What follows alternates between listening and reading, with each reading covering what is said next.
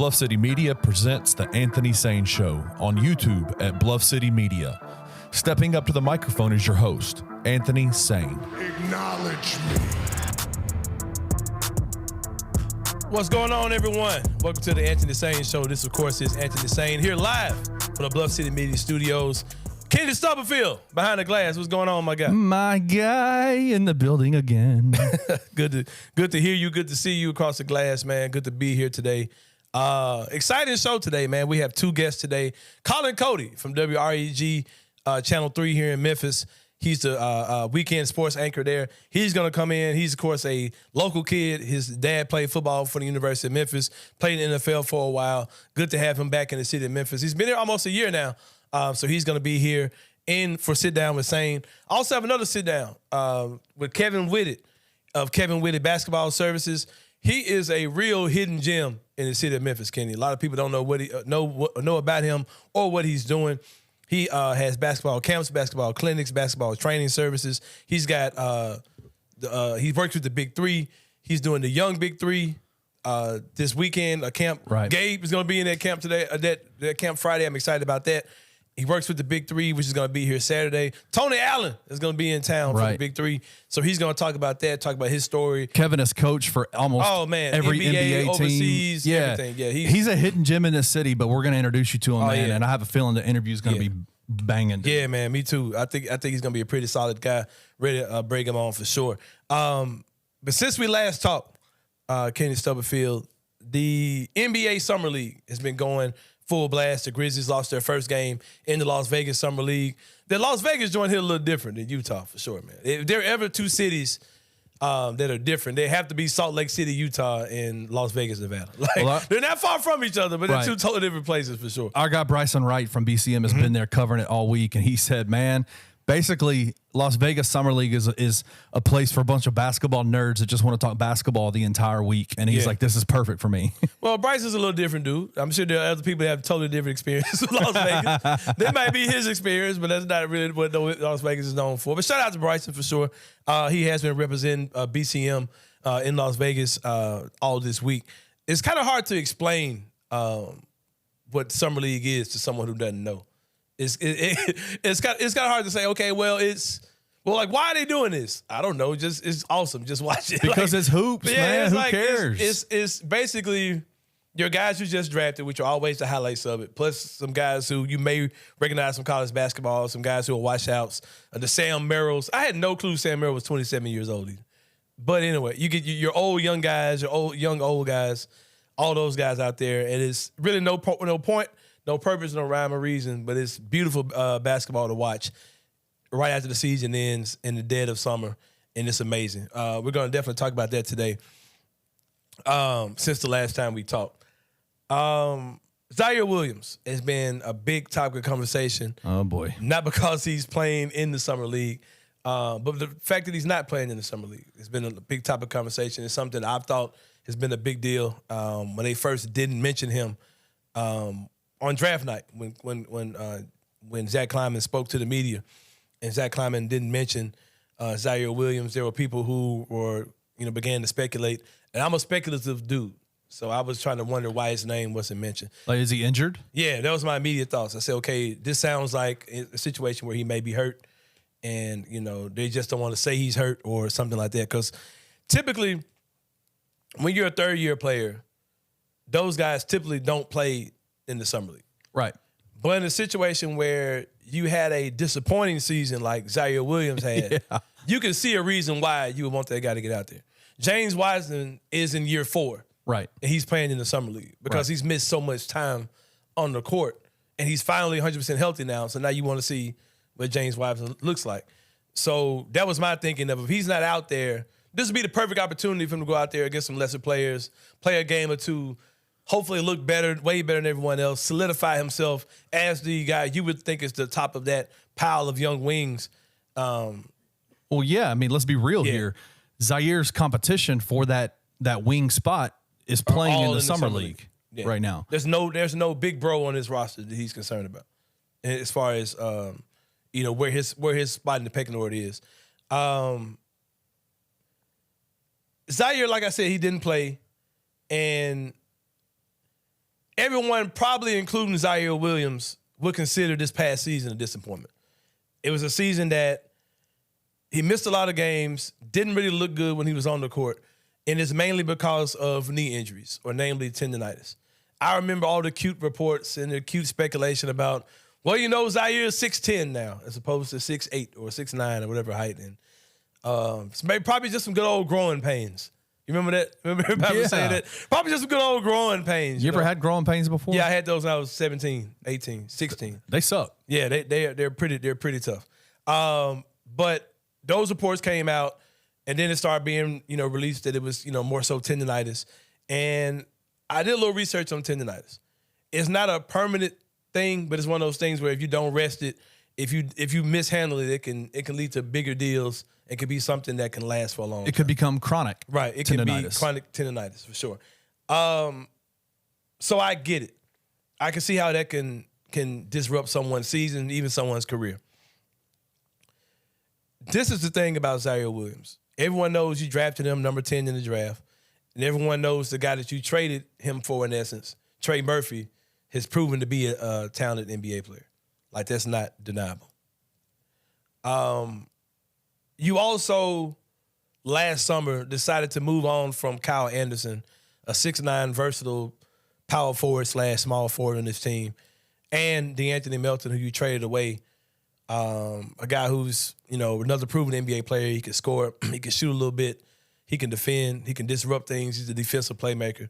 You decided to go away from those guys last offseason.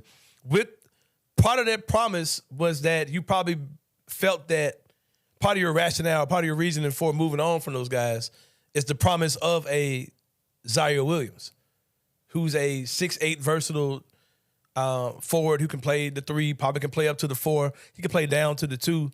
You probably thought with that him plus the combination of somebody else catching on, whether that's a John Conchar last year or whoever, one of your rookies, you thought that Ziaire Williams taking that next year's leap could have covered the loss of a Kyle Anderson and a DeAnthony Melton. And I'm here to tell you guys, or remind you guys, that didn't happen. No, we didn't see Ziaire take that leap at all. As a matter of fact, he went backwards or whatever last year. Whether it be from injury, whether it be from lack of confidence, whatever it was, Ziaire didn't step up to that plate. He missed all of training camp, if I'm not mistaken. I remember going to open practice and not seeing Ziaire playing. And people go, where's Ziaire? Where's Ziaire? And then all the speculation came out about his knee. The growing pain stuff came out. Yeah. That turned into tendonitis. And then we got a foot injury at the end of the season. Because your bones and joints are all connected. So if one goes bad, something else might be going bad on you too. So we had all these things going on with Ziaire. But this is the thing that bothers me, Ziaire fans, because I heard, people were saying all these questions about Ziaire, me included. John Morant comes on. He's like, y'all, the stuff y'all saying is wild, whatever. Look out for my little brother. He going to be all right. He going to be fine. All these things. People began to do penis equestrian on Twitter. I'll let you put those words together. Wait, what are you talking about? The penis equestrian began once John Morant came out and spoke well of Ziaire Williams. And I don't have a problem with Ziaire Williams. I'm one of the guys last year when Dillon Brooks, and it's so crazy, man, how people forget stuff. Last year when Dillon Brooks missed a lot of time and Ziaire Williams started, 40-something games, I believe, last year while Dillon Brooks was out. Anthony Sain, was one of the people that was saying, don't bring Dillon back into the starting lineup. Let Dillon come off the bench and let Ziaire continue to start. Because we're rolling good with this kid. Right. You start Ziaire. If he's struggling, then you bring Dillon in. Or if he's cooking, let that kid cook. He's probably going to be Dillon's replacement one day anyway. Let him continue starting. He's not killing you. He moves the ball around better. He lets you play above the rim. He extends the game, vertically. I was one of those people campaigning for that. And everybody told me I was a fool. I don't know if you remember that or not, Kenny, but people told me I was crazy for suggesting that. And one dude told me Dillon Brooks might be the second best player on the team. The nerve for you to think that. I remember Chris Vernon. Was that Dillon Brooks' burner that I said don't know. that? I remember Chris Vernon told me I was dumb for saying it. To start Ziaire and let Dillon come off the bench. I remember all these things. I thought Chris never liked Dillon, according to Chris. He never liked him the whole time. I ain't going there. Shout out to Chris Vernon for sure. Yeah, but I was that same guy, man. Like I get the whole why we like Ziaire thing. I get the promise of Ziaire Williams. But people are talking like Ziaire was on the sideline wearing crutches all year, like he was in a boot or a cast all season. Like that didn't happen. Right. Ziaire Williams played in. I had the number. I don't even see it on my paper now. I'm half blind. Ziaire played in a lot of games this year, man. I want to say Ziaire played in like 37, 40 games. Like these are games he clocked minutes in. Ziaire Williams had DNP coaching decisions this year where he was healthy and just wasn't in season. The coach just wasn't playing him. Just wasn't playing him. He played 7 G League games. Kenny. We understand that he was hurt, but Ziaire Williams also wasn't good this year. It's not like he was somewhere like, rehabbing or just couldn't play physically. He was out there playing. He still wasn't good. Now, there was a confidence, whether that's a confidence thing or, like we said, tendonitis is one of those things that flares back up. But it's hard for me just to throw this blanket of, oh, he was hurt this year, because we saw Ziaire Williams play and he still wasn't good. Ziaire Williams also played in these playoffs a few months ago. He played the last game of the season and had like 24 points, if I'm not mistaken. But so why we act like this dude, like we just didn't see him play not too long ago? You don't just chalk up last year to him being hurt all year. And the thing that bothers me is, don't say that he doesn't need to be in the summer league, because if he was healthy, even the Grizzlies are pretty much saying that he would be playing in the summer league if he was healthy. Right. And if health is an issue, be transparent, Memphis Grizzlies, and 100%. tell us exactly what's going on. That's the issue. Instead of calling people like me the bad guy for wondering what the hell is going on. Because this middle ground that you guys create is what makes... Don't get mad at me for worrying about a guy who's 21, 22 years old, right, with knee tendonitis, who has basically had a wasted season because of it, and then telling me, we got a whole NBA season coming in like October. Right. And you're telling me that like this kid can't go play basketball, but he's going to play basketball in October. Your ambiguity about the situation, the Grizzlies' ambiguity about the situation, leads to these kinds of conversations. Because here's the problem, Anthony. Mm-hmm. It's not that, like, if they come out and they say we've got a summer program for him. And what does that mean? What does that mean, number one? What is he doing? Gets in the way of him being able to play in the summer league games. And then you got optically, you look on the TV and you got this man walking in to the gym. Cool as hell. Behind Dylan Brooks, behind Jaren Jackson, behind Desmond Bane, behind Zach Randolph. Mm-hmm. Cool as hell walking in with the chick on his arm. Like, listen, go enjoy the game. But right. Optically, that looks terrible. Right. And I'm not saying I'll go out there and play. If y'all not going to play him, that's cool.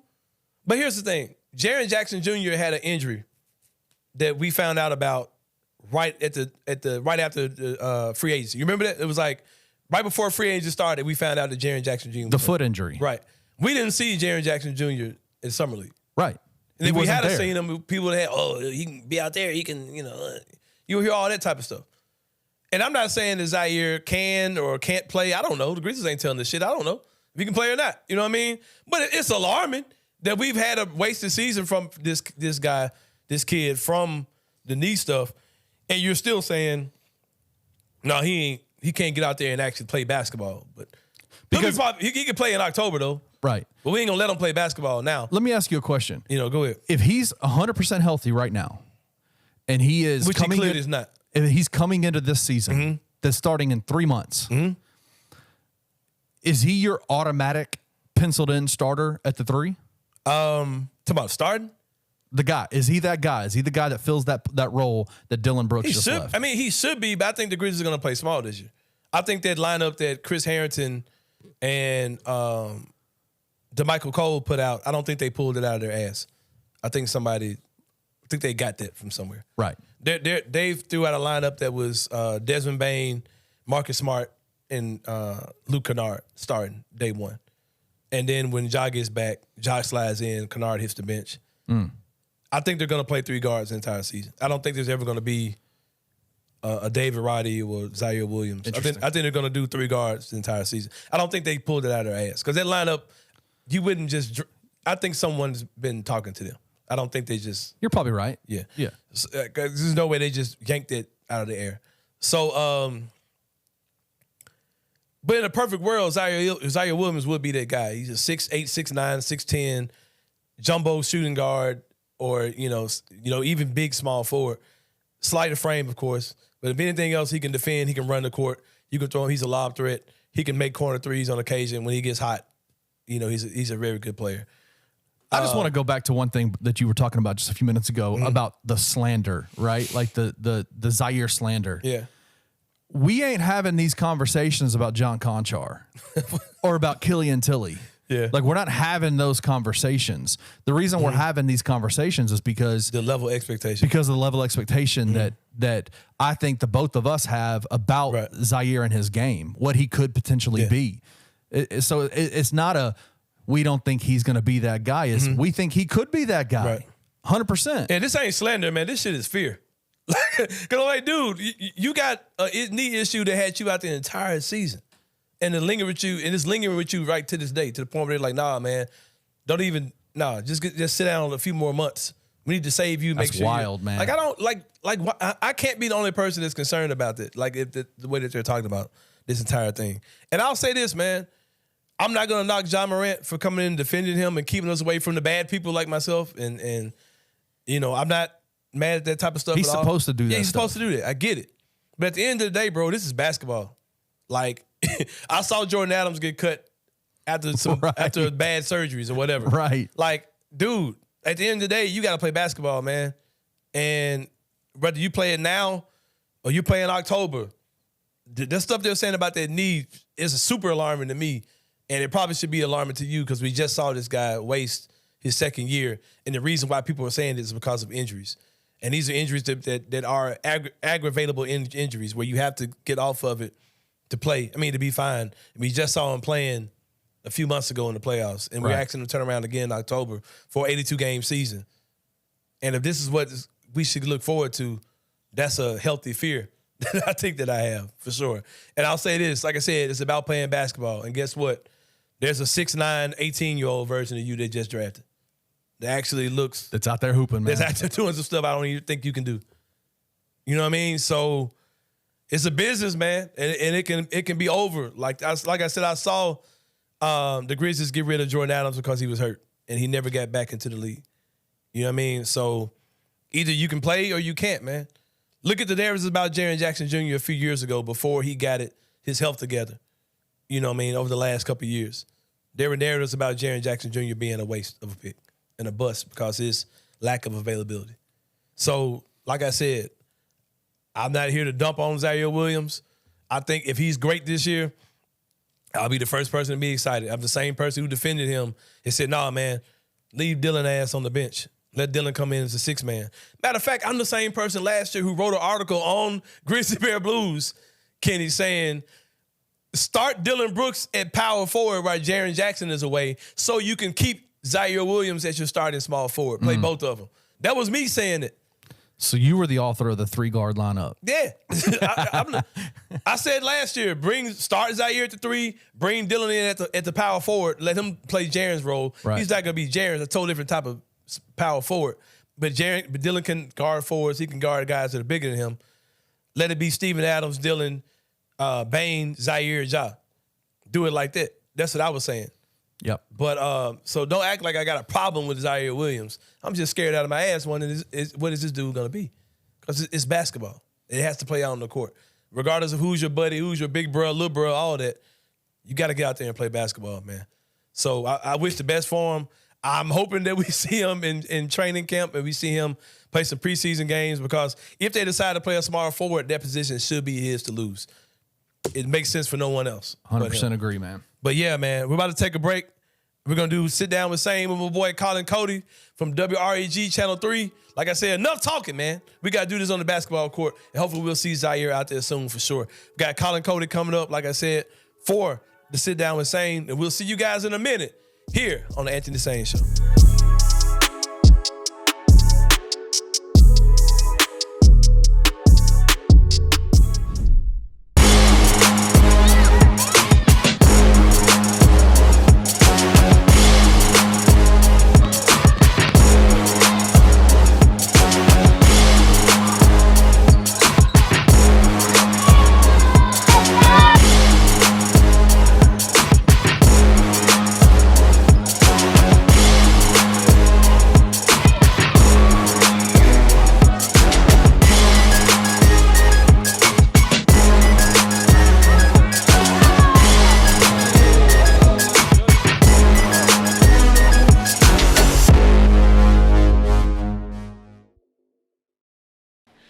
What's up, guys? I'm so excited to announce that we have partnered with Coaching for Literacy, and you can read more about them at coachingforliteracy.org or follow them on social media at Coaching for Literacy.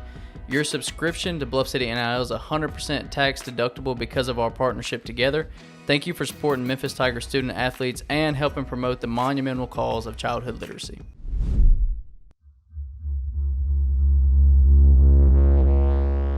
All right, everyone, welcome back to the Anthony Sain Show. For this week's Sit Down with Sain, I have a good friend of mine. You might see him on the weekends on WREG Channel 3 here in Memphis. My man, Colin Cody. What's going on, brother? Hey, what up, Sain? Man, appreciate you man. having on, bro. Man, appreciate you coming on, man. I ain't did nothing but open the door for you, man. I ain't did nothing for you but invite you on. Well, you brought me all the way out here, so I'm spending the night out here regardless. Yeah, we were talking. Toothbrush and everything with me, so. We both live in the downtown, midtown area. I was like, bro, I hate coming out here, man. Like, I have no reason to be out here at all, man, for sure. We don't want to. We're not gonna tell people exactly where we are, but we're far away from downtown. They play a lot of golf out here. Yeah, man. And this area used to be not for us. Like, they didn't gave us this mug now. Yeah, we took it over. They said, y'all can have, you can have that joint for sure, man. We've annexed this joint for real. But I got my man Colin Cody with me. Colin, you of course are the weekend sports anchor for WREG 3. You've been in for probably at least a year. Like almost October, make it a year. Okay. It's crazy that I'm back here. It seems like you've been here longer than that. But bro, well, I mean, being from here, I grew up, spent 17 years right here in Memphis. Then I spent almost more than a decade, 12 plus years elsewhere. So, it's been a wild journey to get back to Memphis. You, of course, are the son of Matt Cody, legendary Tiger football wide receiver. Went on to play in the NFL for a spell, CFL, things like that. What was that like having a father who was a great Tiger football player, probably being recognized in the city even as a kid maybe? And then, of course, you played sports throughout high school and things like that as well. What was it like growing up with your father being who he was? Well, it's cool. Like, for one, I got to give a shout out to like all my uncles, the Russell Copeland, the Doc Hollidays, my pops, Isaac Bruce, all of them. Right. Been influential in my life, and that's got me back to this point here. But going and watch the Tigers play back then, I remember one game I went to, had a trivia pop up on the big board and like see my dad's name pop up there. I'm like, dang, I didn't even know that. So it was a trip. But like, as you know, we've seen some tough times for Tiger athletics, Tiger football. And I didn't get to see him play as a Memphis Tiger, but still to this day, being able to see some clips like from him moving and doing what he was doing back then, it's been real cool. And a lot of people, especially in this media space now, they hearing my name and making a connection is like, oh, dang, like they didn't even put two and two together because I hadn't been here for so long. So of course, I'm sure that him being an athlete, especially being a professional athlete, I'm sure that affected you playing sports. Oh, yeah. How much did you feel like that affected you being in this avenue of sports journalism? Oh, I mean, 100%. Like, man, I played, for one, playing football growing up my whole life, basketball, track, soccer, a little lacrosse. Now I'm into golf. So I've come from a very athletic family, like just not even just my dad, but like his brother played college basketball, D1. My uncle played college football, D1. So it's like I was always gonna be in sports. Right. It just had to make it work for me somehow. Once I got to college at Ole Miss, I made it a point where, I was practicing with the teams there, basketball wise, and I ain't gonna go to no league. I'm not gonna go overseas. I'm already undersized. Don't nobody really know who I am. So I got to make some shape for me. And being in this space and not coaching was the best route for me to go. Yeah, man, you do a great job of it. Like I said, we can see you on WREG 3. You do great work over there for sure. In that, like you said, you spent all of your childhood years here until high school, went off to college somewhere else. What's it like to go through the grind, to go through the process of through journalism, the different avenues you went through, to ultimately come back home to Memphis?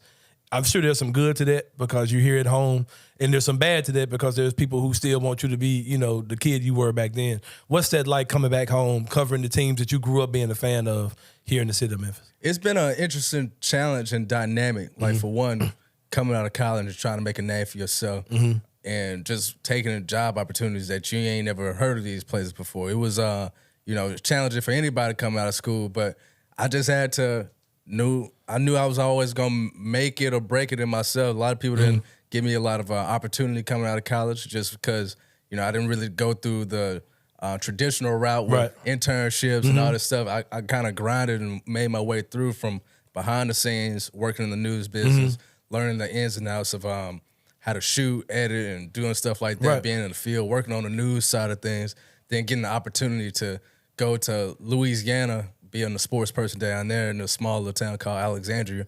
Man, I was there for 11 months. They gave me the boot, like in the boot. You know what I'm saying? They sent me home because, I was still learning and just trying to figure things out. Then a few months later, I get a call to go to Augusta, Georgia. Man, changed my life. Like I said, I'm into golf now. And part of the reason why is because I went to Augusta. It's the biggest golf tournament in the world, the Masters, and covering that for 4 years. Being there for 3 months in 2019 and seeing Tiger Woods win his last major or most recent major, ain't no other feeling like that. Being on that course and seeing them handshakes and stuff like that, and it's a space that I feel like a lot of black people still can be in, still can thrive in. Like I've just from covering that tournament, I've met more notable people in my life than I have in any other sport. Whether that's walking around meeting Jerry Rice, or so and breaking bread with people, D-Wade, whoever. Yeah. You know what I'm saying? So golf is a sport that I feel like a lot of minorities can definitely get into and like kind of, learn how to move around spaces and meet new people. Right. I think we definitely need to do that, man, because like I was thinking about like my daughter, she played volleyball in high school. And no matter what school she was at, unless she was at like one of the inner city schools, she was the only black girl pretty much on the team. Yeah. She played club ball, and then she ended up going to White Station in public. I'm sorry, when she played in public schools, it was fine. But when she would play against other private schools, you would see there might be one black girl on the team. If she played club ball, there was only one black girl on the team. You know what I mean? And most of the time, she was that black girl. And I would always say, man, if all these girls got on the same team, they would dominate everybody. Because whoever that one black girl was, she was always good. Right. You know what I mean? You knew she was there for a reason. Yeah, but those type of sports, they're not middle class. They're not even middle class sports. Those are upper class. Because man, we made a huge financial sacrifice to get her to play in those type of sports. And you talk about sports like golf, tennis, all these type of sports that it costs a lot to play. I just wish there were more resources for those kids in the inner city to play, man. But I'm glad that someone like you, who is out there being exposed to those type of things, can be a voice to speak on that for sure. And speaking of your voice, man, we had Jarvis Greer in here a few weeks ago, and he was talking about how important it is that young black journalists like yourself, like myself. I'm older than you, probably about 15, 20 years, but 15, 20. No, what are you like 20 something, right? Almost out of. I mean, I'm 20. I'm 30. I'll be 30 in October. Yeah. I'm 13 years older than you. Dang. Yeah. All right. Yeah. Black don't crack. Right, exactly. So, but with that being said, what do you feel like, how important do you feel like that is for you to, because I talked about with him how when I was a kid in high school, middle school, whatever, because he said that he's been the sports anchor on Channel 5 my entire life. Yeah. 43 years. And I talked about how when I was a kid, I wasn't missing those black role models because I knew I could watch Jarvis Greer. I grew up watching Jarvis Greer. Yeah. And now we're in the area now where it's you on TV, Avery's on TV, Doc Holliday's on TV. All of the major stations have a black person that they can see. What is it like for you to know that you're one of many now and the young people can look at you as an example? Yeah, like shout out to Jarvis for real. Because I went to school with JJ. JJ was just 2 years ahead of me at Christian Brothers. So, I didn't necessarily think I would be doing what I'm doing, especially in Memphis.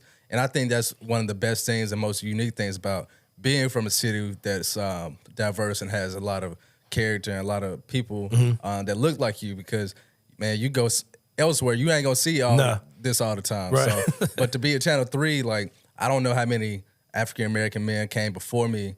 My predecessor, obviously, Samaria, she was African-American. But lady, yeah. But it's not a common thing. So I hadn't really taken that much time to think about the impact of that. But I definitely think about the people that have come before me. And it's a blessing to be able to continue to live in that space and pass it down. Yeah, for sure. The Grizzlies are in Summer League right now. Yeah. Summer League is strange, man, because if you're ever trying to explain summer league to a child or your girlfriend or your wife or whatever who may not be into it or understand what's going on, it's kind of hard to explain what summer league is. Yeah, like it really serves no purpose at all. It has no purpose. Like, it's a convention for basketball. Right, nerds. Exactly, and it's guys who literally just got drafted like a week or so ago. Yeah. And they're out there playing with a bunch of other dudes that you may remember these guys from college or guys who might be guys who are about to wash out of the league, older guys. But it's like, what's the purpose of this? Like, Bro, like it's no purpose. I was just thinking about this the other day. It's like the last tournament, like AAU, but professional level. Right. Like it's just like hodgepodge, whatever. Yeah, man. Let's just get a last good AAU run in before this thing gets for real. Yeah. Yeah, it's hard to explain what it is to somebody who doesn't know what it is, who hasn't been watching it for a while. But of course, the Grizzlies are in it. Lost their first game the other night against Cleveland. What are your thoughts on what you're seeing in Summer League so far? And as far as the wings situation, all eyes are on the wings, whether it's Jake LaRavia, David Roddy, Gigi Jackson, even Vince Williams. And everybody's taking a look at those guys. Who do you think? What do you think about the league, about the wings that you see on our team? Who do you think could possibly break through to see real minutes on the team? I think Roddy's still the front runner on that wing. Obviously, Kenny Lofton. I mean, he the star of the show for me. Like, who's not a wing, of course, but we're not even gonna count him. We're not gonna count him, but not at all. But Roddy, I mean, I think Roddy's shown. He's shown what he can do, and I think his defensive floor is higher than anybody. You know, if anything, he can probably be a solid defender. Exactly, because I mean, what he's done, I really hadn't seen him look really good putting the ball on the floor. Besides that one game where he made that layup to give the Grizzlies the win. LaRavia, he's hit some shots, so it's good to see him finally find some confidence in front of some cameras, because I feel like every time he playing, he got these numbers, can't nobody see it because it's down in South Haven. With Gigi, I think he's going to be still in the draft. I know Imani Bates, he played well last night against the Grizzlies, or, the other night against the Grizzlies, but I think Gigi, former #1 player coming out of high school as well, just like Imani. And I got a chance to see Gigi play in Peace Jam last year when I was in Augusta, because it's right there. Gigi came out. He was doing his thing, but like I think they won the game. He dropped like 25, but right as the game was finishing, you already know who walked in. Yeah, Ja walked in, man. Dapping him up like that. So it's just crazy to see how a relationship like that can develop a year or so down the line, and now Gigi in Memphis, and he playing with like one of the guys he look up to. Yeah, for sure. Something else too, man, about the whole summer league thing is that you see guys like Imani, they're having good games. Yeah. Lester Quinones is having a very good summer league run. This isn't a knock at Penny Hardaway. I don't want anybody to think that's what it is, because I think Penny's doing a great job. What it says to me is that college basketball is not even the same sport as the NBA, man. It's not at all. It's crazy. Because like those dudes, it's like they're playing a totally different game. Yeah. They look like they're totally different guys than they were even, a couple of years ago playing college basketball. Yeah. And we saw Imani Bates a few months ago in college, and he didn't look this good. Exactly. And I think I don't know what it is, man. But I know that's kind of an odd statement to say. I stand on it. It's just not the same sport, man. It's not. It's like a totally different game, you know. But I'm glad to see him. He might look good. He did look good. And if he can just be a guy that is, a guy that can be a shot creator off the bench, I think he should probably.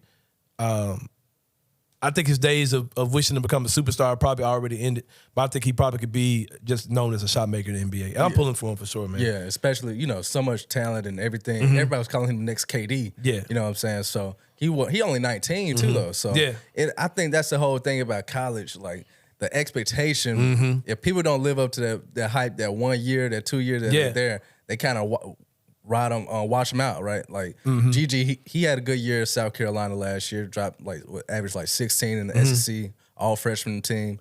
But it was getting on Instagram and calling out his teammates and coaches. So you following the draft.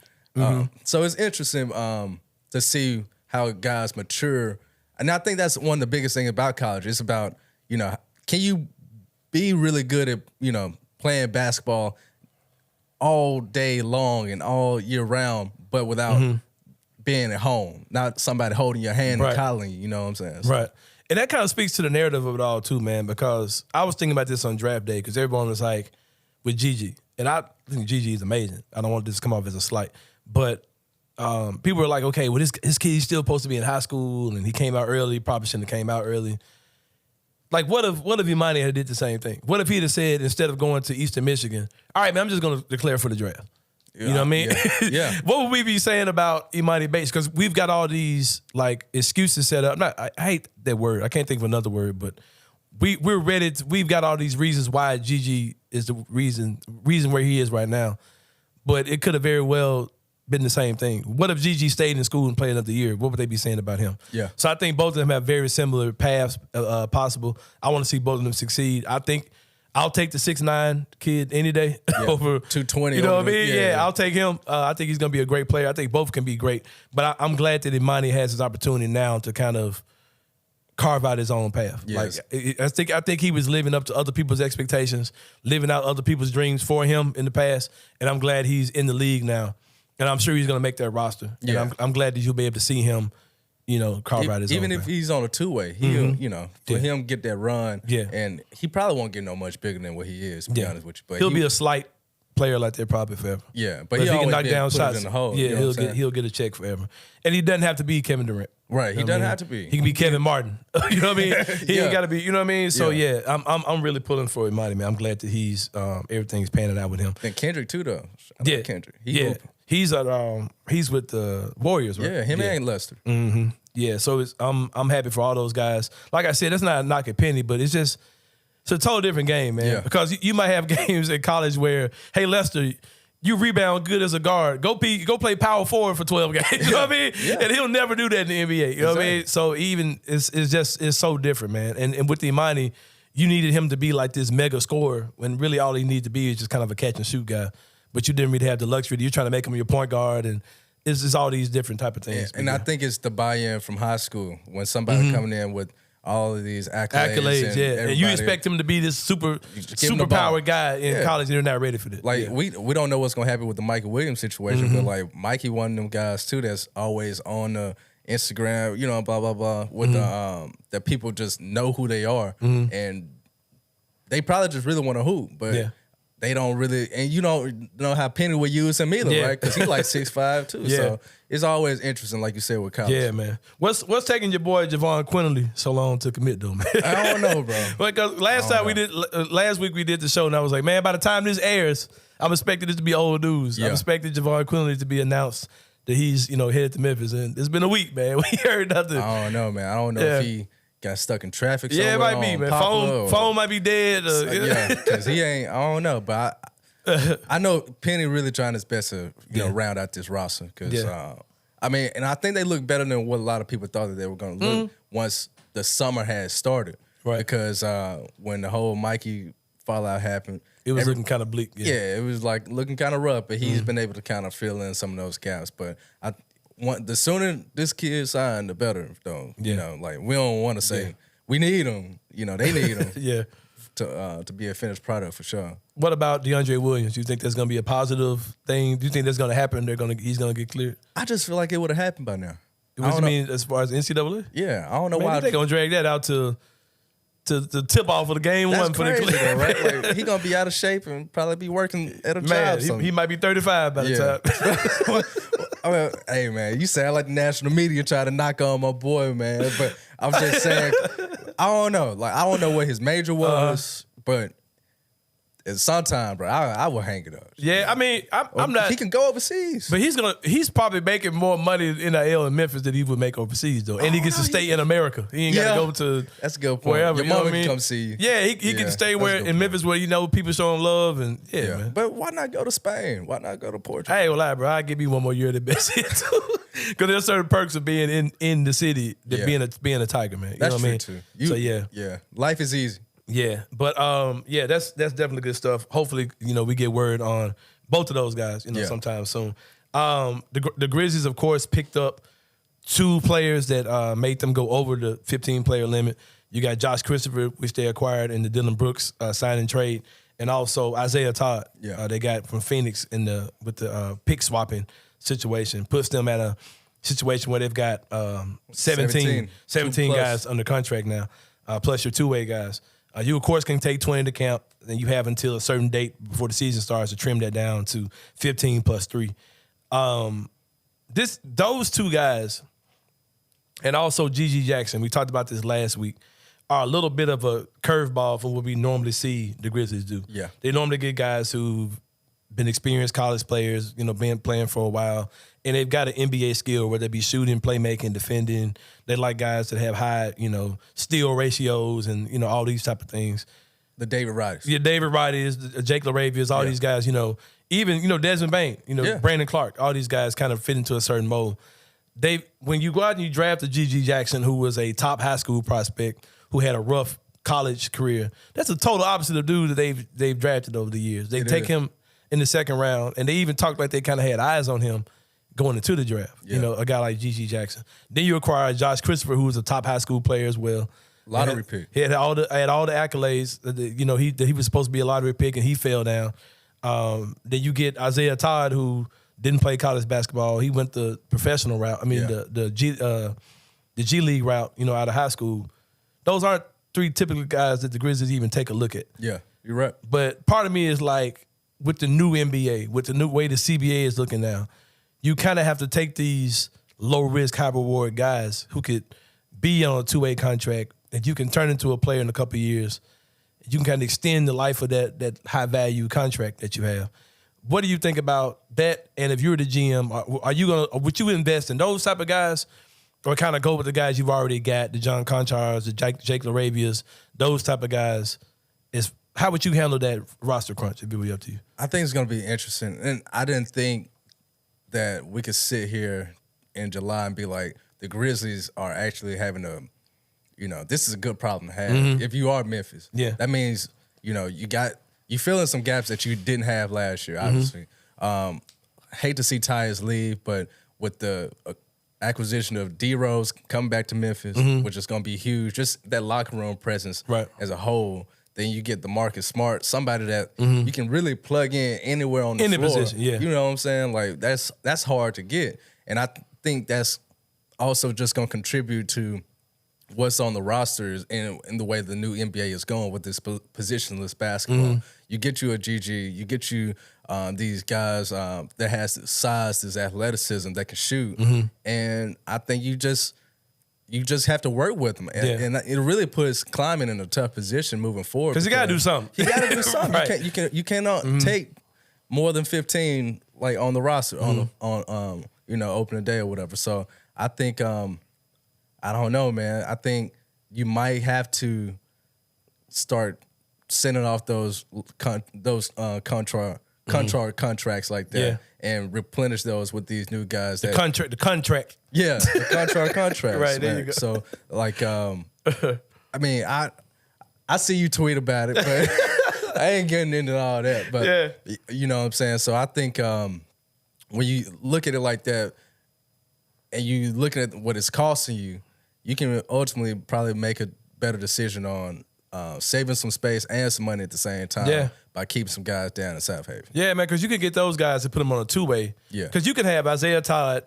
In essence, you can have Isaiah Todd, G.G. Jackson, and Josh Christopher possibly on a two-way. Yeah. You can burn this whole season just getting those guys in here and there, developing them, but keeping them on a two-way.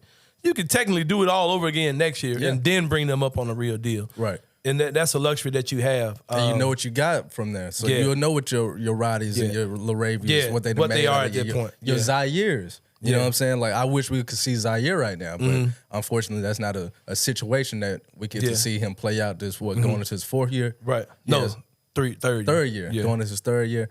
But it just felt like he'd been in the league for so long because we ain't seen him. But yeah, I think this is how you know what you got. You make you put all your cards on the table, and after this season, you'll be able to see what you got. Yeah, cut that fat. Final question for you. Of course, this is Colin Cody of WREG Channel 3 here in Memphis.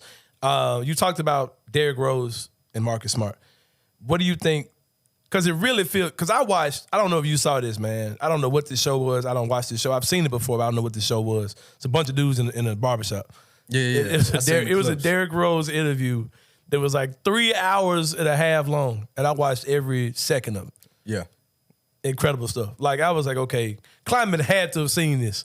But like seriously, man, it was that good, man. Like, it was that good. Because I haven't heard Derrick Rose say a thing since he was at the University of Memphis. And hearing him talk this candidly for 3.5 hours, talk about street stuff, being the effect of gangs in his life, the effect of gambling in his life. He talked about he played for money and all these type of things, and how he got out of Chicago and how he viewed the NBA as a business and the ways to take care of his family and all these type of things. And he talked about the pandemic with Kyrie Irving and the vaccine. He was like, man, when it came down to the vaccine, I had some of the same fears everyone else did. I was like, man, if it's either make money for my family, he was like, man, it could have been a bomb on the other side of that door. I'll blow myself up before I have my family worrying about how we gonna make money. And that was his approach to the whole vaccine thing, which I was like, dude, like to hear how Derrick Rose thinks was just wild. With that being said, though, what do you think the impact of having guys like Marcus Smart, and especially a guy like Derrick Rose, who Ja looks up to? What do you think that impact will be on the court for the Grizzlies? Well, definitely it's going to start off the court. And this is my official invitation for Derrick Rose and Marcus Smart. Y'all want to catch me in a match of chess or a game of chess? Oh, okay. Yeah, I'm with you. I'm learning. Yeah. But I'll be ready for y'all. Yeah, okay. But, you know what I'm saying? I think it's going to pay out dividends for just the Grizzlies organization. For one, I know what the city feels about having a guy like D Rose come back. And just, he's on like this tour now, right? You know what I'm saying? He almost at that level in his career where he's saying his bygones to everybody. Yeah, because he knows it's inevitable. And going back to that conversation that you was talking about on that podcast, I'm not sure what it was, but I've seen some clips float around. It's so good. Yeah, good like God. the little snippets, but you already knew. I kind of already knew Derrick Rose was kind of one of those guys that could think. Like even when you saw him line up for the All-Star game with LeBron and they out there. Yeah, he was like, I ain't doing that. I ain't on that. Yeah, like, what y'all on? Yeah. Like, I mean, I know it's a show, but he just really want to hoop. Yeah. And that's just who he is. And I think at the core of it all, I think I saw a clip where he said he got out of the circus once he got hurt. Yep. You know what I'm saying? And that meant a lot when I heard it, because I'm like, this is a guy that's been signed to Adidas for probably over a decade. Lifetime contract. I mean, dude pulling in. To this day, they paying him. He going over there every summer, doing camps and everything, even when he was hurt, right? So he's obviously done well with his money. He's bounced around the league. He's seen different things, and he knew how to change his game once he got hurt. And though he didn't play a lot last season, I don't think it was any fact of the matter that he was hurt. It was just that Tibbs didn't want to put him on the court right then. So, and I'm sure they had back and forth with it, but Tibbs his dude, regardless, still, right? So you can't avoid him. You can't avoid him, right? Everywhere you go, Tibbs shows up. If you need a contract, call Tibbs. Yep, exactly. Like, Tibbs going to help him out. Yeah. So I think with Derrick Rose and his presence back in the locker room, along with LaMarcus Smart, two guys that have been through a lot personally in life and have seen a lot on the basketball court, I think it's just going to ultimately help this group grow mature-wise, and that's what you need. Like, I mean, I ain't saying, like, this group isn't mature, but they hadn't shown us that they were mature, right? Like, we only know we see the signs of immaturity, but not particularly the signs of maturity. Exactly. And sometimes, like, how Derrick Rose didn't say much, it's not because, he said it was strategic. Yeah. Like, you know what I'm saying? It was more so like, I ain't got to worry about y'all hearing me say something right now. Like, I got me, so I think the less we hear from the Grizzlies and the more that they develop this chemistry amongst themselves, man, they're going to bring a chip home 2 or 3 years. Yeah, like, it does feel like you're seeing a different Ja already. Yeah. When we see chess playing Ja, we know it's going down. Come on, Ja. It's coming. Yeah, it's coming. Chess playing Ja is coming soon. Well, Colin, I appreciate you coming out, man.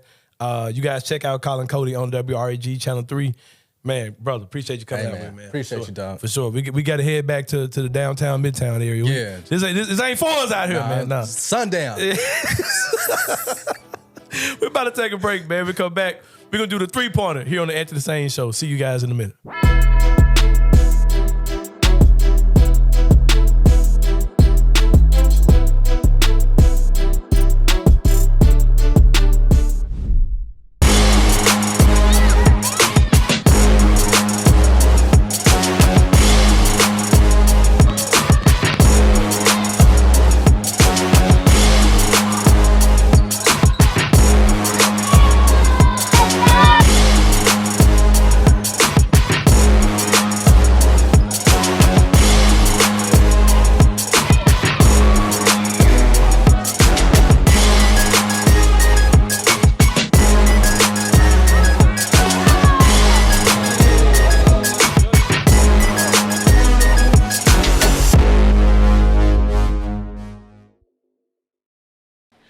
What's up, guys? I'm so excited to announce that we have partnered with Coaching for Literacy, and you can read more about them at coachingforliteracy.org or follow them on social media at Coaching for Literacy. Your subscription to Bluff City NIL is 100% tax deductible because of our partnership together. Thank you for supporting Memphis Tiger student athletes and helping promote the monumental cause of childhood literacy.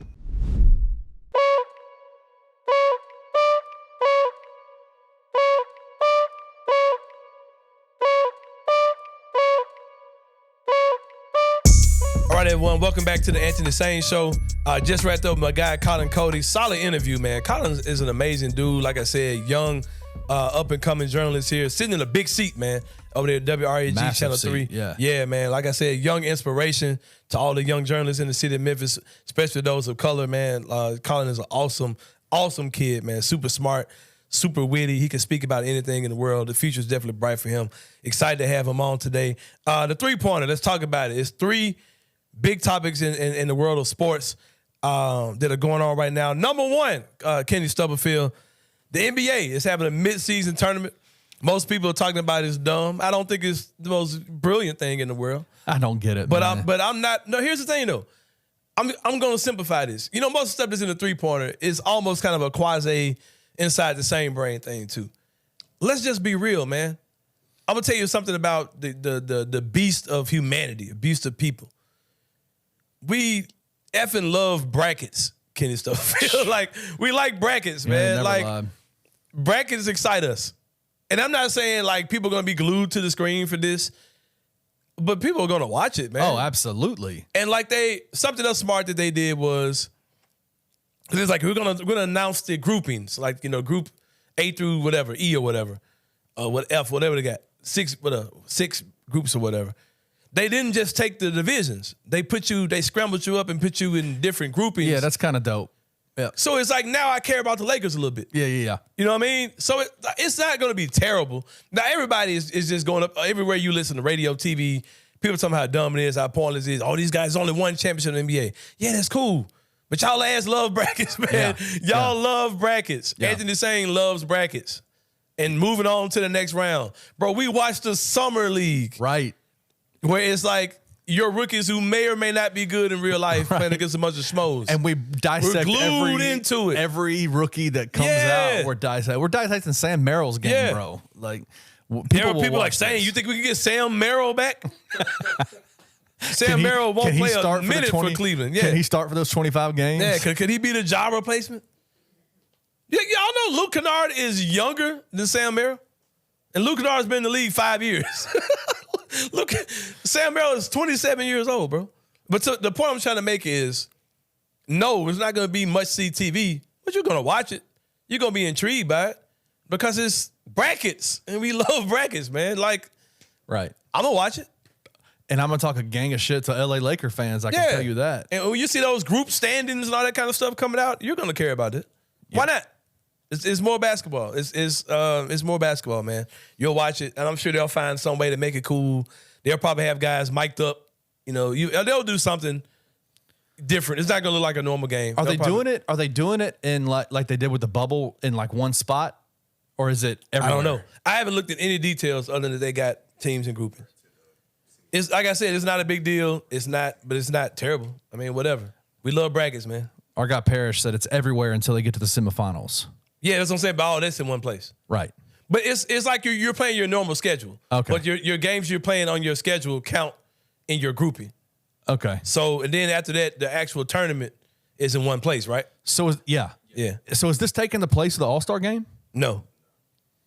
I don't even know when this happened. I think it happens before Christmas. I ain't mad at it, man. I'm not mad at nothing the NBA is doing because they got rid of this damn stupid ass drafting shit they do. So, hey, if it costs a mid-season tournament to get rid of drafting for the All-Star game, I'm down for it, man. Yeah. Number 2, Devonte Pack. That's a shift. That's a change. That's a. Oh, man. Doc Holliday, who seems to break everything these days. Doc Holliday broke the story on Twitter, Devonte Pack. It's a warrant out for his arrest. I talked to a couple of people who may know about this. I'm not a legal person. My only viewpoint on legalities and law and prison and arrest and all that is trying to protect my ass at all costs, Kenny Stubblefield.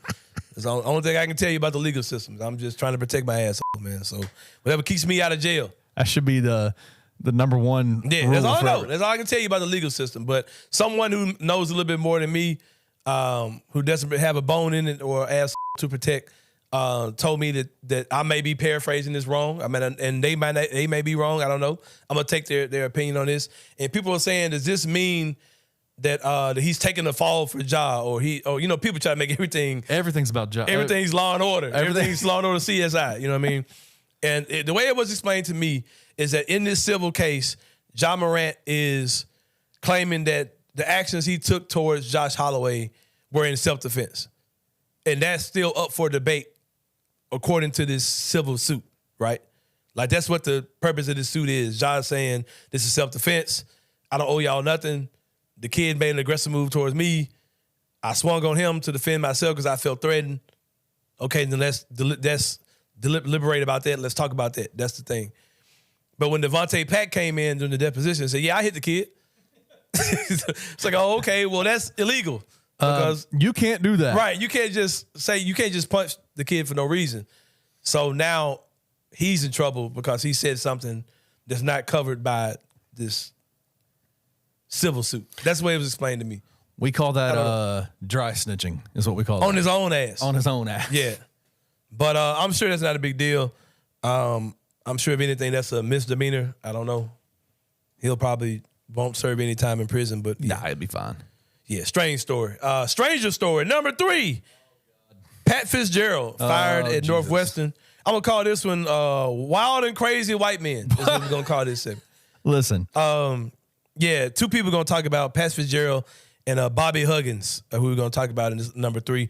Pat Fitzgerald fired at Northwestern. Wild stuff, man. Hazing allegations. I'm gonna lean to you on this one, Kenny. I refuse to actually look into this more than what I already have. Listen, wild stuff, including like stuff that violates people sexually and car washing and like legit stuff that's super suspect, right? Yeah, man, out of bounds stuff, like crossing several boundaries. No place for this, man. And I was listening to Gabe Kuhn, who played college football for University of Memphis, host of On the Bluff here on Bluff City Media, also the Gabe Kuhn show on 92.9 FM. And he was talking about how there's no place for this, how these things, of course, happen all through sports. And it's just no place for it, man. And it's a disgusting act. Just nastiness, man. Like, what does any of this have to do with brotherhood, sports? Nothing. Making you a better man, a better player, a better teammate, better athlete. Absolutely nothing, but just demoralizing someone, sexually violating people, man, possibly traumatizing people. If you have a certain, man, it's just horrible, man. And just you know this type of stuff is probably going on somewhere else too. Like, why are these the type of rituals that you're taking young men through, man? So wild stuff. Yeah, Northwestern came out and said basically, that they did a big investigation. A private investigatory team came in since January of this year, and they said basically, yeah, it's widespread. Yeah, it's going on, but the staff knew nothing about it. And Northwestern gave him a 2-week vacation in the summer, suspended Pat Fitzgerald, the head coach, for 2 weeks. And then 3 days later, they came back out and said, we've thought more about this, and basically we should have been more concerned with the fact that not that they didn't know that it was going on, but they should have known that it was going on. Yeah. Does that make sense? Like, they should have known. Yeah. Like, This how is do you crazy, let man. stuff like this happen and not know? And no adults know. And no adults know. Yeah. Well, they should have known. And Pat Fitzgerald has been let go. Godspeed to you, brother. That's all I can say. Bob Huggins, other wild white man shit going on.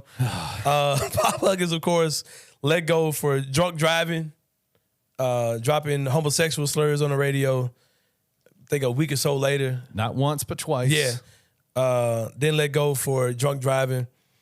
Was asked to step down. He supposedly did step down. Then coming back and saying he didn't step down, and they've hired somebody since then. Bob Huggins, I don't know how that's gonna play out, but it just sounds wild. Yeah, this man got pulled over and thought he was in a whole another damn state. Anthony Bro, Sain. we live in the tri-state area where Mississippi and Arkansas were all touch us. I still know where I'm in Memphis when I'm not in Memphis. You know, this man thought he was 2 states over, bro. That's like me thinking I was in Georgia. Yeah, exactly. You mean I'm not in Atlanta right now? Welcome to Atlanta. What a play has played. Nah, you in Memphis. Like, come on. Come on, man. Bob Huggins, sit your old ass down, man. Just give it up, bro. Hand it over. That mess gonna get ugly, don't it, bro? Yeah, man. I mean, he's basically coming out. He's saying, I didn't sign. He's accusing West Virginia of falsifying a statement without his signature on it.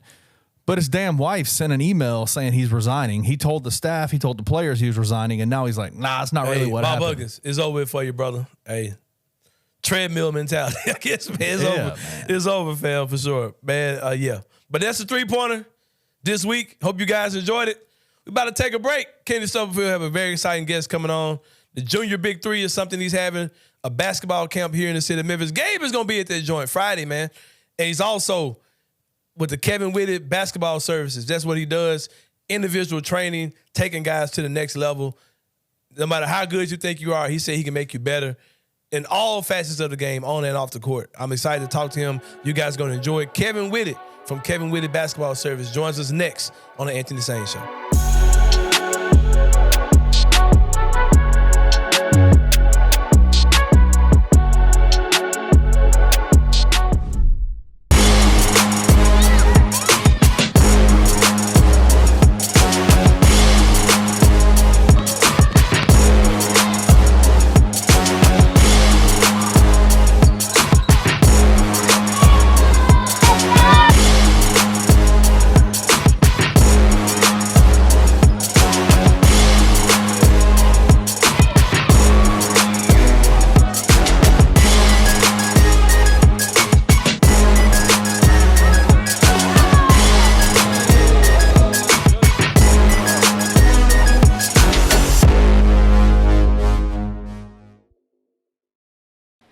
What's up, guys? I'm so excited to announce that we have partnered with Coaching for Literacy, and you can read more about them at coachingforliteracy.org or follow them on social media at Coaching for Literacy.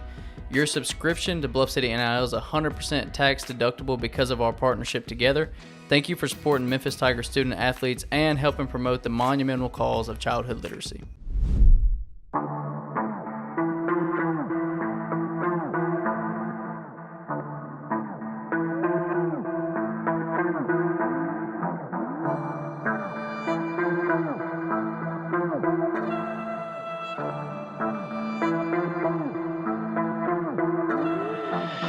All right, everyone, welcome back to the Anthony Sain Show. We have a very special guest today, Mr. Kevin Whitted of the Kevin Whitted Basketball Services. He's doing some amazing things here in the Memphis area that you guys may not know about, but you're about to know now because he's here with me today.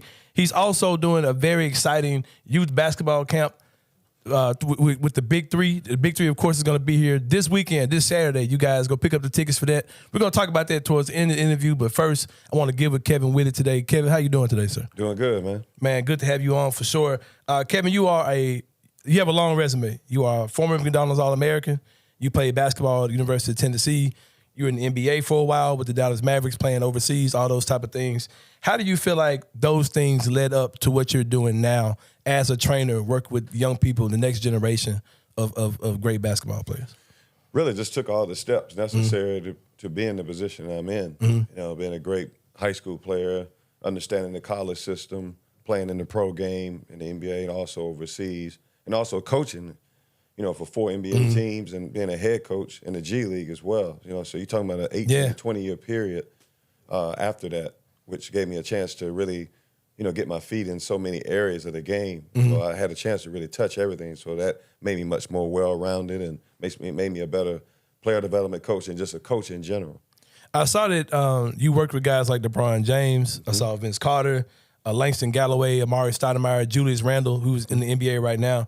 Long list of guys you work with, including, you know, your everyday, you know, youth or young people or adults who are trying to take their game to the next level.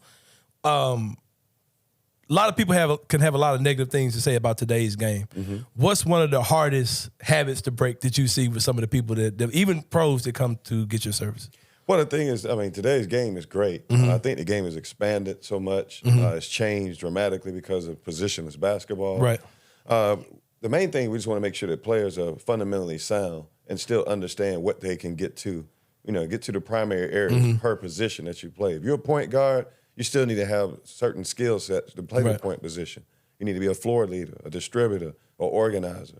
2 guards are slashers, which now they combo with ones now. But you still have to be able to shoot the basketball on the move. 3s are still, guys that are kind of multifaceted, can get all over the floor, can cause confusion on the defensive end, still attack you offensively in 3 to 4 different areas. Our 4s and 5s are really the same. So that hasn't changed much. Only difference is our 4 and 5s now are able to handle the basketball more, shoot 3s more with a higher volume, and just explore the game a lot more. So that's a good thing. So it's nothing bad about it. It's just, I'm from an old school perspective where I feel like you still need to get back to those certain areas of the floor to keep the balance. Right. Because it affects the game in transition. And if you watch the playoffs this year, you would have saw a lot of transition plays now where people are not even going to the offensive glass anymore. They're just really just sprinting back because now the game is just elevated to the 3-point line, which everyone's trying to cover it so much. Right. It's kind of taken away some of the aspects of the game. But it's not an awful thing. It's just a small thing for someone coming from my era playing in the 90s. It's a little different. Yeah, I speak to a lot of people who actually played the game or actually know the game. And a lot of skeptics and critics, they'll say all these negative things about today's basketball. When I talk to guys like yourself who don't have a reason to have a bias about anything, they'll say, man, it's not really much has changed. Like what you just said, there's still certain aspects of basketball that won't change. Yeah. And I think it's refreshing to hear you say that for sure. Yeah, well, the game is growing. I think, with growth, we have to expect change. Nothing stays the same, but it's also a full circle.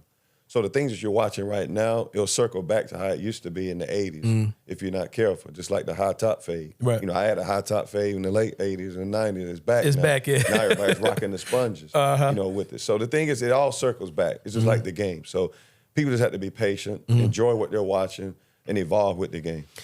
Staying on the training side, I was at the house the other day, and my son is dribbling a little mini basketball in his room on the carpet. He's got like a door rim or whatever. And my son's going to be at your basketball camp this weekend as well. We're talking about that.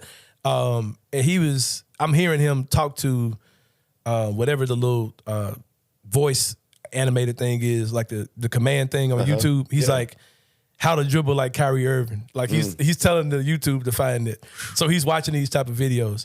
Do you think that the accessibility these kids have these days, you think that's a good thing or that's a bad thing? That you have these, do you think they can learn bad habits with the technology they have, or how do you think that works? Yes and no. I'm kind of 50-50 on it. I think we're creatures of repetition. Yeah. Growing up, sidebar from basketball, I watched Soul Train every Saturday. Right. So you couldn't miss it. Yeah. And we used to wish it was taped so we could actually Go back over and catch look at everything, it. Finally, in 1985, we got a VCR. Yeah, you can That go watch changed the Soul game. Train, yeah. So it's the same thing when I was growing up and coming into today. YouTube is in that space, but at the same time, they can go back and look at it repeatedly with a touch of a button, touch of their finger now. Right. So that gives them a chance to see things over and over. Now, the only setback with it is that kids are trying things that they're not able to do yet. Right. So it introduces them to things so fast that sometimes their maturity or their skill set is not ready for that yet. So that's the only problem. But that's why we're here as a company. We want to make sure that those things are taught at the right time. So you're fundamentally sound to go to the next phase, to work on something else that's even tougher. So that's part of what we do, and I think who is kind of overseeing it can kind of help facilitate that. And I mentioned that you're having a camp this Friday here in Memphis. Tell us more about that camp and what we can expect for the young people that will be there at your camp this Friday. Well, the Big Three is great. It's a great organization. Ice Cube came up with it in 2018, 3-on-3 basketball, just like we started playing. The Young Three actually came out of the Big Three. Our president, Ziaire Williams, was helped facilitate it. Junkyard Dog, everyone knows who that is. So he overseed everything, and he got me involved with this back 3 years ago. So I would travel to all the cities and do it with him, which was fun. We got a chance to really touch a lot of kids from multiple communities, all types of kids, highly skilled, some just starting the game, just learning. that was great. Then we had kids that were really good, and we were able to work with them as well. And then we put them in the game situations, which the 3-on-3 games present all those opportunities, all the things that we worked on. Right.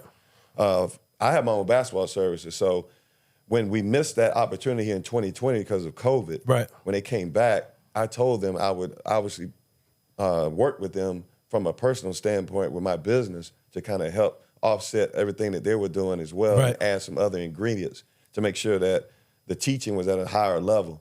Even though we were doing such a great job of the clinics, I wanted to make sure we can put an extra stamp on it. Yeah. So we're bringing our staff in to add all the other intangibles to make sure things go well, and actually things are being taught the same way, the way we teach it in our training facility. Now, the games are just a bonus. Right. And we want to add that component, which we'll have that in our facility. We'll break everything down just like you'll see at the actual games where the court is broken down to a half court, everyone's surrounding the U shape, the fans, everything. Yeah. We want to make sure everything's involved so the experience is good for them. Yeah. And like I said, my son's going to be there. He's excited. All the campers get tickets to the game on Saturday night. Yes. Let's talk about the game on Saturday. A lot of news locally is about Tony Allen, former Memphis Grizzly. He signed with the Big Three, I think, last week. Is he going to be there Saturday? Is his team playing in Saturday's game? Yes. Okay. I think he signed. He should be playing this Saturday. So it'd be perfect situation for him to get back out in the community again. People haven't seen him in a couple of years. It'll be fun. Yeah. Tony's a great former player. I mean, he's going to enhance the league a lot more with his personality and what he brings to the game. So for those who don't know, kind of break down in detail what the Big Three experience is. Is it one game? Is it multiple games going on that particular night? Well, they have 6 teams, 6 to 8 teams. So they all play each other. Okay. It's really a tournament. It runs for 8 weeks. So what they're doing is they're competing for the playoffs, for seeding, and then I think it finishes off in London this year. Okay. That's out of the country. That's a big move for the Big Three. It gives them a chance from a global standpoint to be a part of the game and to introduce it to everyone in the world. It's great. So all the former players are coming back each year. They keep adding guys that are just retiring from the league or just been out a year or two, which is even good. So it keeps familiar faces around from a competitive standpoint that the fans can connect to. Yeah, man, it's going to be exciting. I'm going to be in the house. You guys need to be in the house as well. This Saturday, the Big Three will be in Memphis. Get your tickets. Do you have ticket information or what people need to do? Or go get your tickets, man. Y'all know where to get the tickets. It's like this real simple. You can go on the big3.com. Yeah. You can get tickets for the game there. Right. We have tickets that are already placed out that we've already given out to our campers, parents, et cetera. You can find out more information about us online. Right. KevinWhittedBasketball.com. You can always go to our IG page, Kevin Whitted Basketball, and Facebook as well. Sounds good, Kevin man. Sounds good for sure. Easy to find us. You'll definitely see me Friday with my son to go to pick up for that, for the pick up and drop off for that. It's going to be an exciting event. Check out the Big Three. Check out Kevin Whitted Basketball Services. If you think you a hooper, he gonna show you. You ain't the hooper you thought you was, but he gonna get you there. He gonna help get you there. It's cool. I mean, I think everybody that comes out, I think the experience will be a little different for them because they're coming in expecting one thing. We're gonna make sure we offer multiple. Take them to the next level because it's more than just on the court. We want to actually bring them in a situation where they can actually sit down in front of microphones and do interviews, mock interviews. And kind of embrace the other avenues as well, because it's more than just playing. The other aspects of the game, financial literacy, understanding how to go out and apply for a job, how to interview, how to communicate to people, man, how to be a teammate. So those are things that we amplify in the camp. So those are the additional things that we'll make sure that come across. Man, that's awesome. I'm glad my son's gonna be a part of that for sure, man. Sain, I have a question before y'all go. Yeah, go ahead. So, I mean, like you said earlier, we all grew up playing 3-on-3. It's kind of how we got our start, right? Yeah. And as you've kind of been involved in the Big Three and kind of bringing in all these former All-Stars, former players, guys that have played in the NBA at the highest level possible, what have you noticed about have you had any conversation with those guys about how it's been kind of coming back and playing in that 3-on-3 kind of back to where they were when they first got started? Like, has that been, is that what is so intriguing for all these guys to come back and play? Yeah, they missed the competition. They all are still in pretty good shape. Only difference is there's no transition, so they like that even better. But at the same time, it gives them a chance to, resurface, in the public eye again. Most of the guys are still in great condition. One of the guys I coached in the G League, Darnell Jackson, he's playing as well. And there's a lot of guys that I've come across over the years. Amari Stoudemire, he's played in the league. Chauncey Billups, all the guys that are closer to, that's more of my generation, but these younger guys that are just retired, they're still in it. Yeah. And they're getting after it, and it just gives them a great platform to really, perform and be back in front of everyone again. Yeah, well, like we said, man, you're here in the city of Memphis. If you need training, reach out to him on the website. Check out the Big 3 Saturday. Support this man. I think all your spots for the camp are filled up, but I'm sure you're going to be doing several camps. Yes, well, we host clinics throughout the year, but our services, we're pretty much a 7-day-a-week training service. Exactly. So we're open 7 days a week, and everything is year round. We offer memberships, individual training, group training, strength and conditioning. Yeah. Everything's a one-stop shop in our place. Here in the city of Memphis. Yes. Yeah. So, many places to go, to get training. I think what we offer is just something a little different from everyone else. Everything is in-house. Yeah. We're able to touch every aspect of the game, and we're able to give information and inspiration. Yeah. And education. Yeah, man. So, that information you can get anywhere. The education part, you can't get that everywhere. Yeah. Inspiration, a lot of people give that as well. But the thing is, people are going to get more inspired because of the education that we're giving them about the process. Yeah. That's what's huge up, man. because that's what's up. That's what's missing now. That process has kind of been diluted to a certain degree. Everyone feels like if they can dribble, pass, and shoot, they can teach it. And it's just like I've never seen a golfer, all right, a person that wants to learn how to play golf, not go to a golf pro.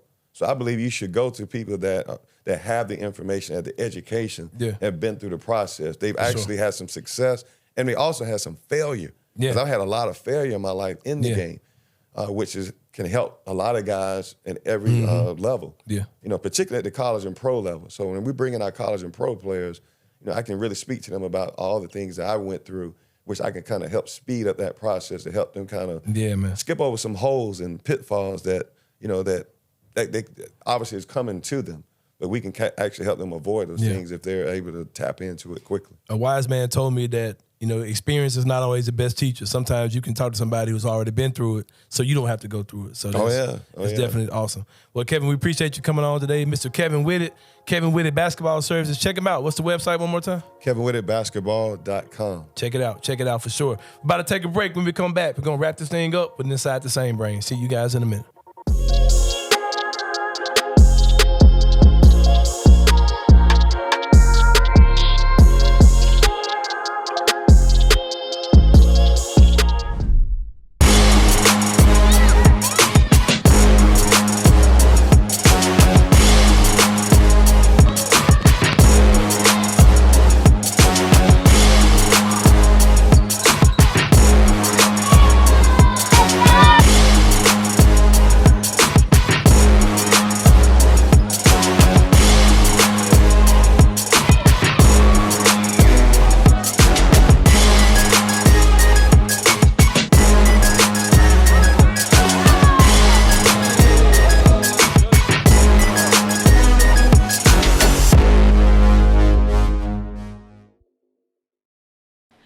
What's up, guys? I'm so excited to announce that we have partnered with Coaching for Literacy, and you can read more about them at coachingforliteracy.org or follow them on social media at Coaching for Literacy. Your subscription to Bluff City NIL is 100% tax deductible because of our partnership together. Thank you for supporting Memphis Tiger student athletes and helping promote the monumental cause of childhood literacy.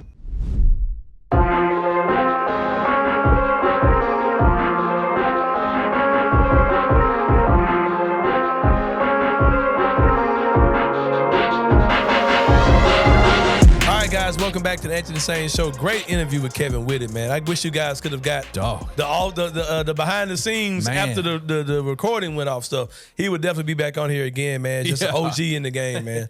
Saying some wise stuff, man. Like, we definitely got to get him on.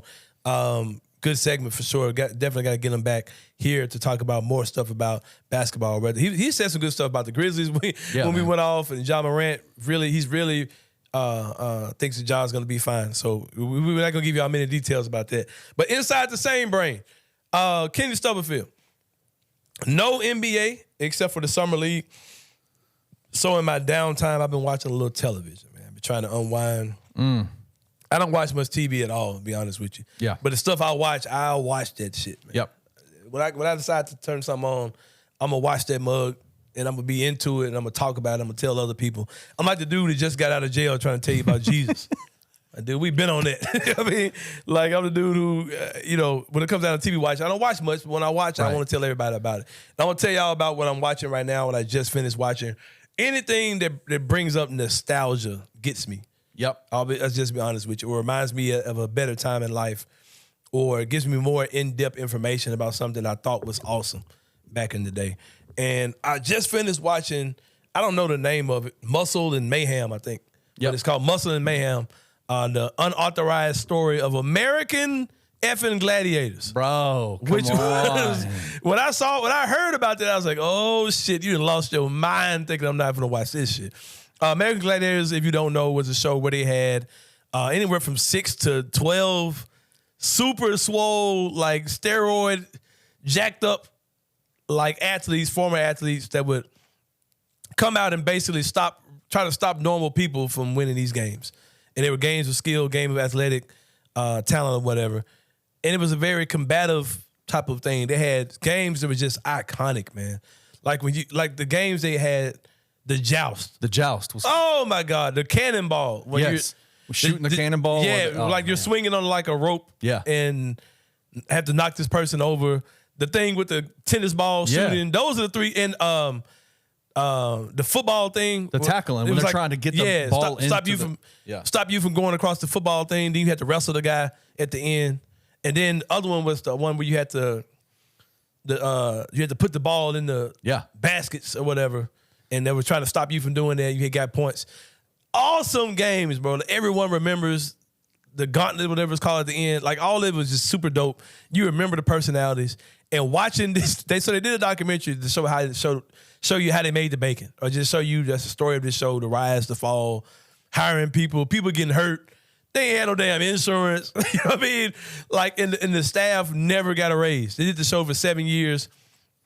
The little bullshit money they got starting off was the same money they got in the last days.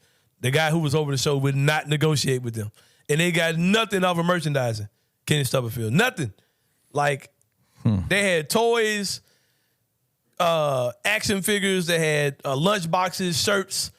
They did not make a dime off of merchandising. The Gladiators did. They had a horrible contract. It's a wild, wild west back then, man. And then, man, it's like, and the thing that tripped me out the most was they said they recorded an entire season in about 2 weeks. So their bodies were getting murdered in this 2 weeks time to record each season, right? It's like, probably 16 episodes. They record all 16 episodes of this show over a 2 week time. And they would start like early in the morning. They would finish at like damn near the next morning. And it would be like 16-hour recording sessions for 2 weeks. Then they said as soon as they finished that, the show had got so popular that they went on a world tour where they would like, and you see that a lot too, because I went to The Price is Right came to Memphis. I was like, damn, that's when you really making money, bro. When you got a TV show and then you're taking the show and traveling across the country, doing like a watered down version of the show at the FedEx Forum or whatever. Right. And I remember that as a kid, but not really. But when I watched it in the show, I was like, shit, man. Like, they really took American Gladiators, and it was a year. They said they did this. So they did the show for 2 weeks, and the rest of that year, they were either in somebody's city or traveling on a bus to another city, busting their ass, man.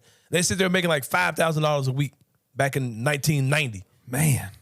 And they said that it's like, man, we were drugging our bodies up, breaking our bodies down, taking steroids, having sex, drinking, on drugs. It was like, man, we were rock stars. And we were just living this super wild life. And they said that, when they did the tour, they said it was 8 buses. It took 8 buses traveling to make the tour happen. They said that's what the Rolling Stones did. This was American Gladiators. An amazing show, had a 7-year run. Check it out, man. It's really good. You just see people who, like, they all of them were like, man, we were like 20-something years old when we started doing this, and it was just a super fun run. And I don't regret anything about it. But it was dope. Check it out on Netflix. It's good stuff. Have you shown Gabe any of the old American Gladiator episodes? Nah, but I will, though. He probably thinks that stuff is trash. Gabe's probably gonna think it's horrible, man. Because the stuff that we thought was so amazing as a kid, man. Because we were that age. We were his age when it was coming on. Yeah. Yeah. He probably won't think anything of it, but that show was so incredible, man, to go back and watch. And it was like Nitro, Gemini. Gemini was my guy. Oh, man. Tower, Laser. Yeah. All them dudes, man. They showed this one dude, man. His name was like Malibu or something like that. Yeah. And he was supposed to be like this surfer dude, but he wasn't that dude at all. He was like from North Dakota or something, right? But he just kind of looked the part. Right. And he was like super jacked, veiny, you know what I'm saying? Super ripped up dude. And he was like, but it was like he didn't do anything competitive. He was just big. It's like he played like pickleball or something. He didn't actually do anything competitive. And they said that dude was soft as hell, man. They said like every time he took a lick, you could tell, nah, he ain't really cut out for this. And they said one of the competitors came and knocked him on his ass, and he hit him so hard that the guy fell, and his knees hit him in his head. Like he fell on his ass, on his back, and his knees hit him in his head and gave him a concussion. Yeah. It's like, yeah, dude was like, all right, I'm done. I mean, it was dope. Like, he was gone. He was gone just like that. It was dope to see, like, Gemini was my guy, and I didn't know anything about him when I was watching it. But he was like a former big-time NFL player, athlete, just ran that whole thing. Yep. This guy was a legit athlete. Yeah. Gemini was legit. It's really good, man. Check it out on Netflix, man. The nostalgia. It was like I was back watching. It was like I was back 11, 12 years old again watching this stuff, man. It was awesome. I remember I was friends with Charles Champion, whose granddad is Dr. Charles Champion, Champion's Pharmacy. And he was a spoiled kid that was the best friend of mine. He had all the American Gladiator toys. We were jousting at his house and everything, man. Like, we had the whole thing. You know what I mean? So, yeah, man, the memories, oh, man, so amazing. But check it out. The American Gladiators documentary on Netflix. Check it out, man. But that's another Anthony Sain show for this week. Appreciate you guys checking us out. Also, before we wrap it up, our good friends at 901 Wrestling have a ticket giveaway for us, Kenny Stubblefield. We're going to do it just like we did the MMA show a few weeks back. Let's go. If you want to go to the 901 Wrestling show, they have one this Saturday, the Saturday morning. You can go to that one or any coming up show that you want to in the future. We're going to give you guys 2 tickets. If you're interested, put your Twitter handle in the comments for the show on YouTube. Or when we post it on Twitter, just, say you want the tickets in the comments. We'll find it. We're going to randomize you guys, give away a pair of tickets for 901 Wrestling for any show coming up soon. But we thank you guys for checking us out today. For Kenny Stubblefield behind the glass, this is your boy Anthony Sain. We'll see you guys next week, and we up out of here. Thank you for listening to the Anthony Sain Show. If you enjoyed this episode, leave a rating and a review wherever you download your podcasts. Also, like and subscribe to Bluff City Media's YouTube page. For comprehensive coverage of Memphis sports, head over to www.bluffcitymedia.co and find out how you can become an insider. We will see you back here next week.